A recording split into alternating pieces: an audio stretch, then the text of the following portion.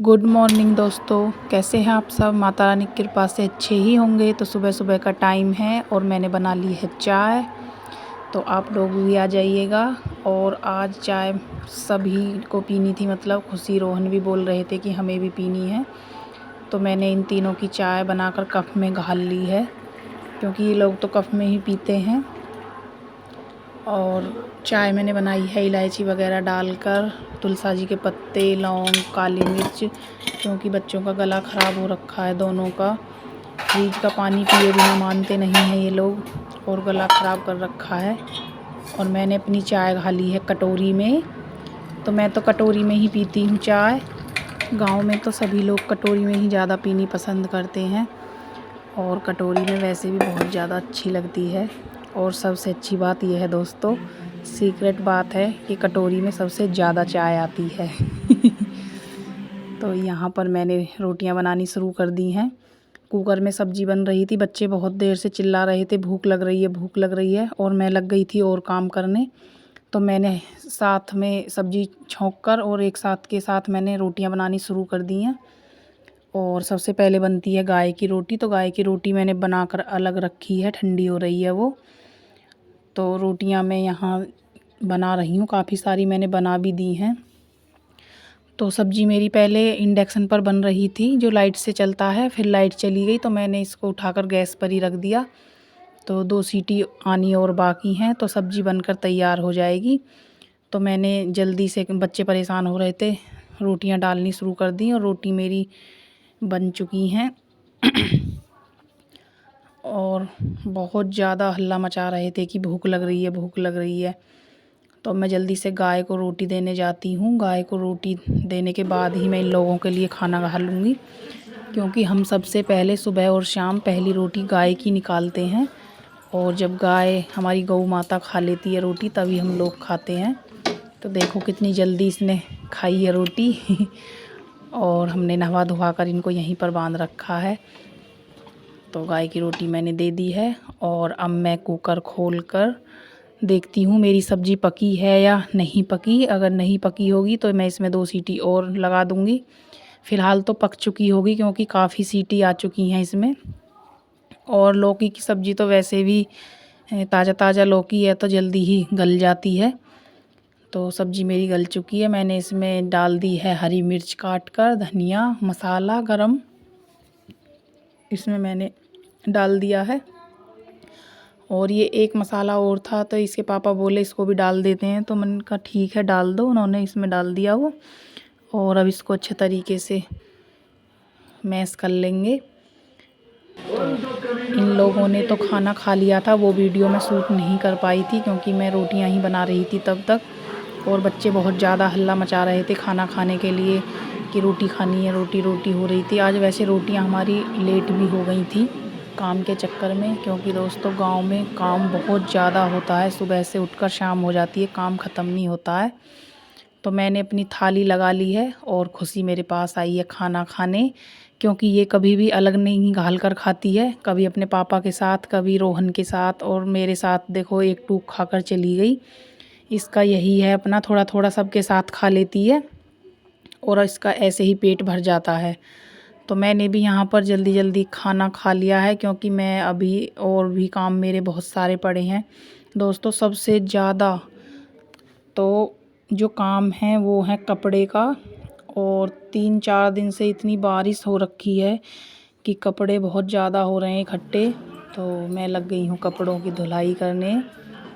तो मशीन में मैंने डाल दिए थे, जब मैं रोटियां बना रही थी तो तभी मैंने डाल दिए थे। तो अब ये इसमें मतलब धुल चुके हैं, मैं इनको निकाल लेती हूँ। तो ये मैं, आप लोगों ने देखा होगा, मैंने सबसे पहले मशीन का प्लग निकाला है बिजली का, क्योंकि दोस्तों बहुत ज़्यादा बारिश हो रही है। और बारिश के मौसम में तो बिजली का कोई भी काम आप लोग करो या मैं करूं, मैं तो सभी के लिए बोल रही हूं। तो सबसे पहले प्लग ज़रूर निकाल लेना। और ख़ास तौर पर तो कपड़े धोनी मशीन का, क्योंकि पता नहीं चलता कब इसमें बिजली उतर आए।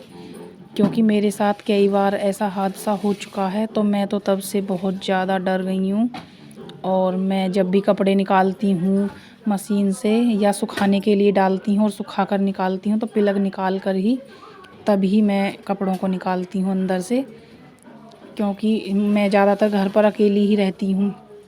बच्चे स्कूल चले जाते हैं और ये ड्यूटी चले जाते हैं, तो अगर पीछे बिजली ने करंट मार दिया तो देखो कौन देखेगा, पता भी नहीं चलेगा किसी को। तो इसलिए सावधानी के साथ ही बिजली का काम करना चाहिए। कोई भी काम हो, प्रेस करने का हो, कपड़े धोने का हो, और टीवी वगैरह के जो भी प्लग हैं अपना चप्पल पहनकर ही पैरों में तभी लगाने और निकालने चाहिए, तो ज़्यादा अच्छा रहेगा हम लोगों के लिए। तो मैंने कपड़े सबसे पहले मैंने बच्चों की ड्रेस वगैरह सफ़ेद कपड़े डाले थे मशीन में, तो वो ही निकाल रही हूँ। और मशीन में एक दिक्कत है, देखो कैसे एक साथ इकट्ठे हो जाते हैं कपड़े, गठिया सी बन जाती है इनकी, और ये बहुत मुश्किल से सुलझते हैं।